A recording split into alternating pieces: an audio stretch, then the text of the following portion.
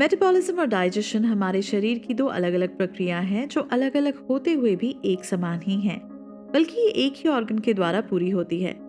Digestion और metabolism में एक खास अंतर है, जहां पर डाइजेशन में बड़े मॉलिक्यूल को छोटे मॉलिक्यूल में तोड़कर वेस्ट मटेरियल को बॉडी से बाहर निकाला जाता है। वहीं मेटाबॉलिज्म में बड़े मॉलिक्यूल को छोटे मॉलिक्यूल में तोड़ा जाता है और उन छोटे मॉलिक्यूल को हमारे शरीर के लिए जरूरी बड़े मॉलिक्यूलर में बदला जाता है। तो एक तरीके से हम समझ सकते हैं कि डाइजेशन और मेटाबॉलिज्म एक ही सिक्के के दो पहलू हैं और दोनों का ध्यान रखना हमारे लिए बहुत ज्यादा जरूरी है। हमने पहले के सारे एपिसोड्स में डाइजेशन के बारे में तो बात कर लिया, लेकिन मेटाबॉलिज्म जो हमारे शरीर के लिए सबसे जरूरी है, जिससे हमें वो हर जरूरी न्यूट्रिशन मिलता है जिसकी हमारे शरीर को सबसे ज्यादा जरूरत है, उसका ध्यान रखना भी बहुत जरूरी है। तो चलिए जानते हैं कि मेटाबॉलिज्म को आप अपने शरीर में कैसे बढ़ा सकते हैं और वो कौन सी यौगिक प्रोसेस हैं जो मेटाबॉलिज्म रेट को बढ़ाने में आपकी मदद कर सकते हैं। ऐसे कोई भी यौगिक प्रोसेस जिसमें आपकी बॉडी को ट्विस्ट किया जाता है, या हम कह सकते हैं ऐसी यौगिक प्रोसेस जो आपके शरीर को मोड़ते हैं, वो आपके मेटाबॉलिज्म रेट को बढ़ा सकते हैं।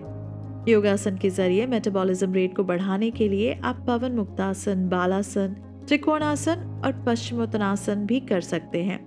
इन सभी योगा पोज में आप अपने शरीर को मोड़ते हैं और इस तरह से जब शरीर में मूवमेंट होता है तो आपका मेटाबॉलिज्म रेट बढ़ता है, क्योंकि आपके पेट के मसल्स पर तनाव पड़ता है। इन सभी योगा आसनों के बारे में डिटेल से हम पहले ही जान चुके हैं। इन सभी के रेगुलर प्रैक्टिस से आपकी डाइजेशन और आपके मेटाबॉलिज्म दोनों में इंप्रूवमेंट होती है।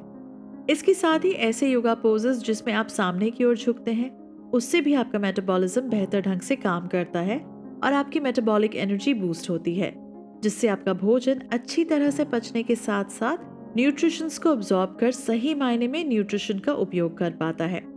योगा में योगा पोजेस के साथ साथ डाइट का भी विशेष ध्यान दिया जाता है।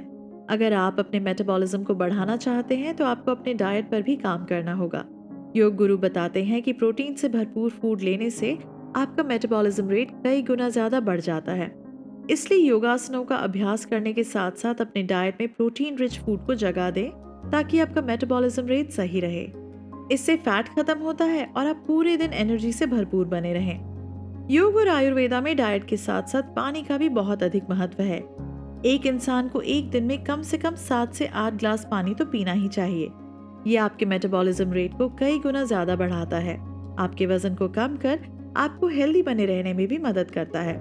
इसलिए आज से हर रोज सुबह की शुरुआत 1 ग्लास पानी और योग के जरिए करें। हमारे देश में जड़ी बूटी और मसालों का इस्तेमाल किचन में सदियों से किया जा रहा है। आयुर्वेद के अनुसार पित्त प्रवृत्ति की जड़ी बूटियां और स्पाइसेस से मेटाबॉलिज्म रेट कई गुना ज्यादा बढ़ जाता है। ऐसे में आप लौंग, काली मिर्च, पीपल, तेज पत्ता जैसे तेज मसालों का इस्तेमाल अगर रेगुलरली करेंगे तो इससे आपका मेटाबॉलिज्म रेट कई गुना ज्यादा बढ़ जाएगा और आपके शरीर को योगासन का भरपूर फायदा भी मिलेगा।